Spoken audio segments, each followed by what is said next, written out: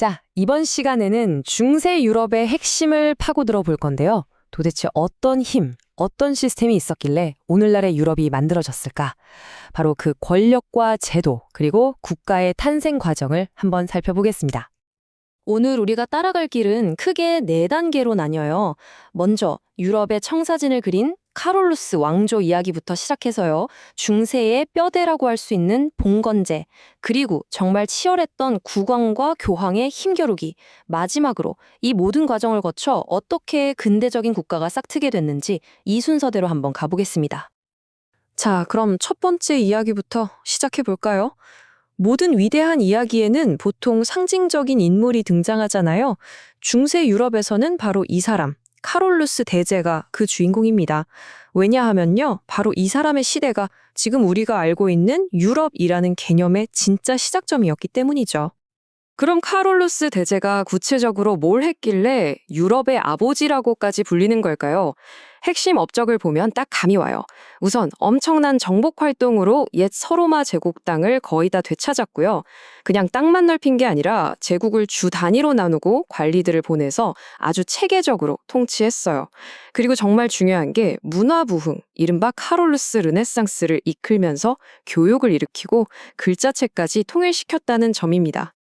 근데요, 여러분, 역사는 승자의 기록이라는 말도 있잖아요.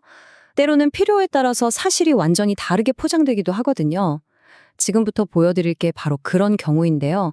카롤루스 대제 시대에 있었던 어떤 사건 하나가 후대에 가서 어떻게 180도 다른 이야기로 둔갑했는지 한번 보시죠. 정말 흥미롭습니다. 자, 이 표를 보시면 차이가 확 느껴지시죠? 왼쪽이 실제 역사, 오른쪽이 그걸 바탕으로 만든 서사시 롤랑의 노래 내용이에요. 실제로는 그냥 에스파냐에서 후퇴하다가 기독교도인 바스크족한테 습격당한 어떻게 보면 좀 사소한 전투였거든요. 근데 이게 나중엔 이슬람 대군에 맞서 싸운 거룩한 성전으로 포장이 된 거죠. 왜 그랬을까요? 바로 12세기에 있었던 십자군 전쟁의 명분을 만들기 위한 일종의 프로파간다였던 겁니다. 역사가 이렇게 필요에 따라 재창조되는 거죠. 자, 그렇게 강력했던 카롤루스 대제의 제국도 결국엔 분열되고 맙니다. 거대한 통일 제국에 사라진 혼란 속에서 유럽은 뭔가 새로운 질서를 필요로 하게 됐어요. 그리고 바로 이 시점에 등장한 시스템이 우리가 중세하면 바로 떠올리는 것, 바로 봉건제입니다. 중세 사회의 뼈대라고 할 수 있죠. 봉건제 하면 가장 먼저 알아야 할 개념이 바로 주종제도예요. 이게 뭐냐면요, 아주 간단해요. 힘 있는 사람, 즉 주군이 자기 부하, 봉신에게 땅을 줘요. 그럼 봉신은 그 땅을 받은 대가로 주군에게 충성을 맹세하고 전쟁이 나면 군대를 이끌고 달려와 주는 거죠. 핵심은 이게 바로 개인 대 개인의 계약 관계라는 겁니다. 자, 방금 말씀드린 주종제도가 정치, 군사적인 시스템이었다면 이걸 경제적으로 떠받치는 기둥이 또 하나 있었어요. 바로 장원제도입니다. 주군에게 땅을 받은 영주들은 그 땅, 즉 장원에서 농노들을 데리고 농사를 지었는데요.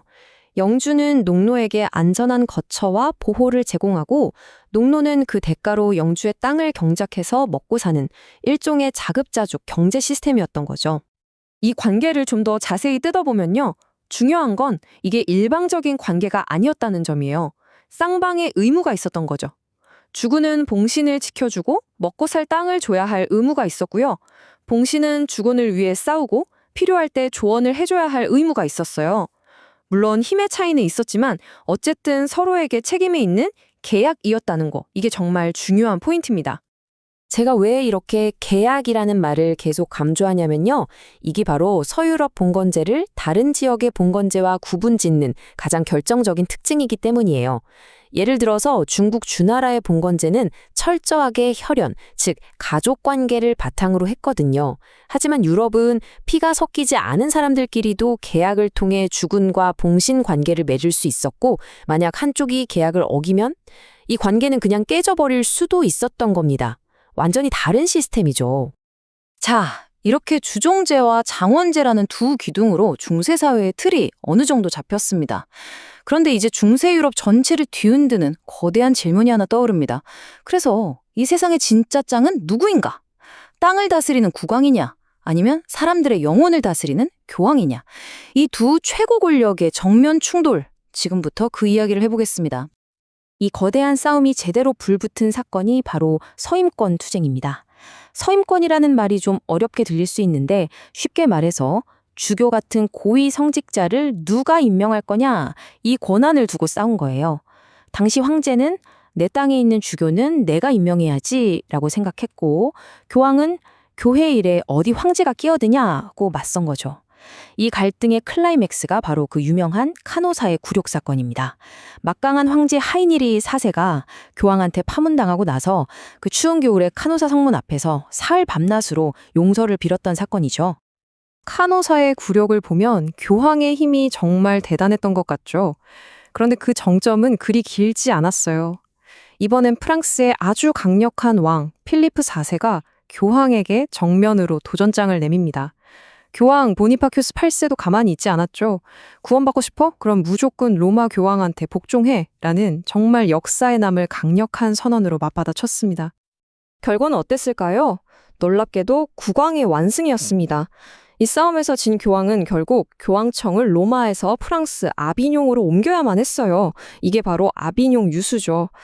이걸 시작으로 교황이 막 2명, 3명씩 등장하는 교회의 대분열 시대까지 겪으면서 교황의 권위는 저마 바닥까지 추락하게 됩니다. 이제 권력의 무게추가 교황에서 국왕 쪽으로 확실하게 넘어가기 시작한 거죠. 자, 이제 무대의 주인공이 바뀌었습니다. 교황의 시대가 저물고 강력한 왕들이 전면에 나서는 시대가 온 거죠. 바로 이 힘의 이동 속에서 지금 우리가 아는 국가의 초기 모습, 즉 국민국가가 서서히 모습을 드러내기 시작합니다. 그 대표적인 사례인 잉글랜드와 프랑스 이야기를 좀 더 자세히 들여다보죠. 잉글랜드 이야기에서 절대 빼놓을 수 없는 게 바로 1215년의 마그나 카르타, 즉 대헌장입니다. 우리가 보통 이걸 민주주의의 초석, 자유의 상징 이렇게 알고 있잖아요. 근데 사실 처음부터 그렇게 거창한 문서는 아니었어요. 시작은 그냥 힘이 너무 세진 왕한테 귀족들이 우리 권리 좀 그만 침해해라 하고 들이받으면서 만들어진 지극히 봉건적인 문서였던 거죠. 하지만 이 문서에 담긴 한 조항이 역사를 바꿨습니다. 바로 이 39조. 법에 의하지 않고는 누구도 함부로 잡아가 둘 수 없다. 처음엔 이게 귀족들한테만 해당되는 이야기였을지 몰라도 시간이 흐르면서 이게 모든 사람의 자유를 지키는 기본 원칙으로 해석되기 시작한 거예요. 그리고 더 중요한 건 이 원칙은 왕한테도 적용된다는 거죠. 즉, 왕이라고 해도 법 위에 있을 수는 없다는 법의 지배라는 위대한 원칙이 바로 여기서부터 싹튼 겁니다. 이렇게 나라의 기틀이 잡혀가던 중에 국가 형성에 아주 결정적인 부스터 역할을 한 사건이 터집니다. 바로 잉글랜드와 프랑스 사이의 100년 전쟁이죠. 전쟁 전 두 나라의 상황을 보면 정말 흥미로워요.